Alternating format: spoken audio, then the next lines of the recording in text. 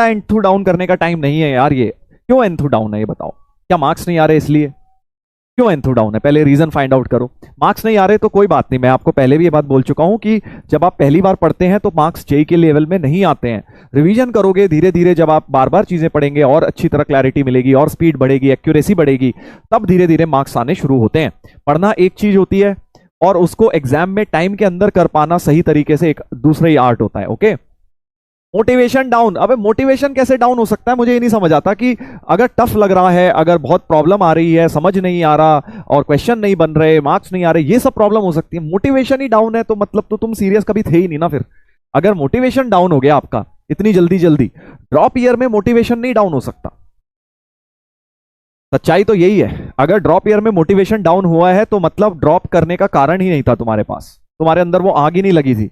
तुमने बस इसलिए ड्रॉप किया कि भाई कुछ नहीं मिल रहा तो चलो ड्रॉप कर लेता हूं।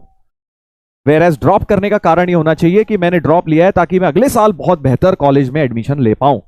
वो आग होनी चाहिए अंदर, वो एफर्ट करने का जज्बा होना चाहिए।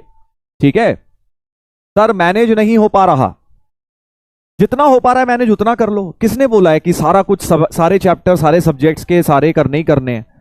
जो हो रहा है उतना कर लो।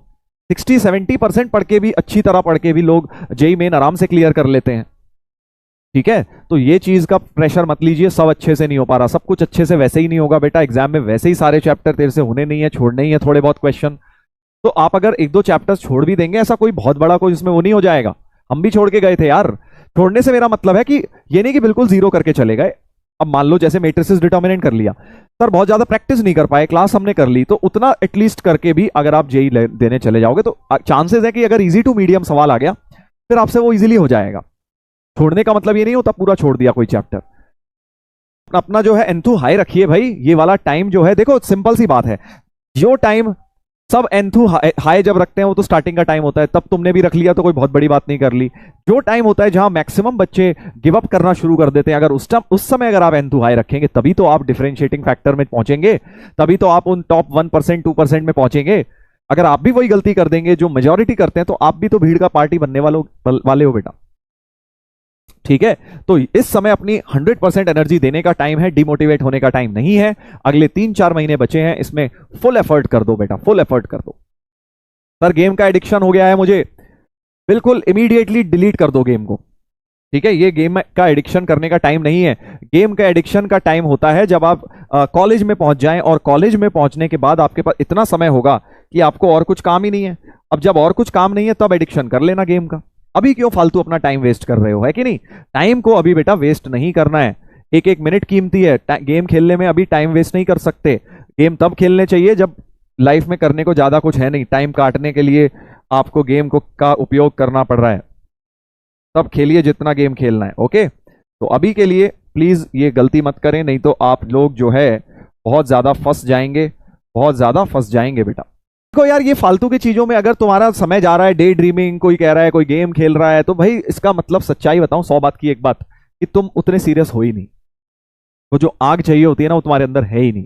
ये सब छोटी मोटी चीजें हैं बेटा, अगर तुम्हारे अंदर उतना डेडिकेशन होता तो ये सब चीजें तुम्हें डिस्ट्रैक्ट नहीं कर सकती।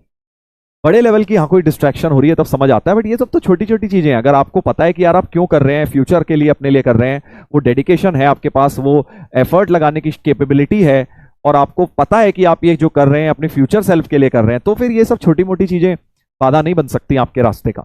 अगर बन रही है तो सच्चाई तो यही है कि तुम्हें सीरियसनेस पता ही नहीं है इस एग्जाम की, तुम अभी तक समझे ही नहीं हो कि ये एग्जाम तुम्हारी लाइफ में कितना बड़ा डिफरेंस क्रिएट कर सकता है। सर अंदर आग कैसे लगाएं? अपने आप को इमेजिन करो फ्यूचर में, आज से 10 साल बाद 15 साल बाद अपने आप को कैसे देखते हो, सोचो। आई एम श्योर आप यही सबसे पहले देखेंगे, सर एक बड़ा सा बंगला हो, सर गाड़ी हो, खूब सारा पैसा हो, है ना? ये तो हर इंसान की पहली चाह होती है, और इसमें कोई गलत भी नहीं है कि आप अपने फैमिली के लिए, अपने लिए अच्छा करना चाहते हैं। तो उसका एक रास्ता, वन ऑफ द वेज, मैं ये नहीं कह रहा हूं this is the only way, but one of the ways can be through this exam.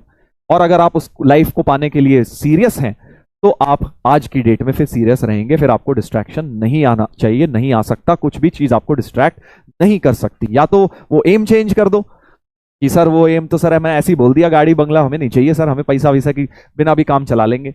या तो वो ड्रीम मत देखो, और अगर ड्रीम देख रहे हो तो फिर ये समझ लो कि आज उसकी सीढ़ी मिली हुई है उस ड्रीम तक पहुंचने की। और अगर उस ड्रीम तक पहुंचना है तो इस एक साल में, अब तो 6 महीने बचे हैं, 100% अपना एफर्ट दे दो। हमने तो यही सोचा था यार, देखो कि सब ऐसे ही सोचते हैं तुम्हारी उम्र में यार, हम भी ऐसे ही सोचते थे कि यार पैसा हो, घर हो, इन कंफर्टेबल लाइफ सभी चाहते हैं ना यार इस दुनिया में। सब क्या, किस चीज के पीछे भाग दौड़ हो रही है, एक अच्छी लाइफ के पीछे ही तो हो रही है। तो वो पाने का एक बहुत अच्छा आपको ये अ, रास्ता है आईआईटी जेईई। मैं ये नहीं कह रहा हूं कि अगर ये नहीं क्लियर किया तो नहीं मिलेगा, वो मिल जाएगा, तब भी तुम मेहनत करोगे। But this can be one very good way, जो एक क्लियर कट रास्ता है। आगे आगे जाके आपको रास्ते खुद ढूंढने पड़ेंगे और बनाने पड़ेंगे अपने रास्ते, फाइंड आउट करना पड़ेगा। बट ये एक बना बनाया रास्ता मिल रहा है, सिर्फ तुम्हें उस रास्ते पर चलना है।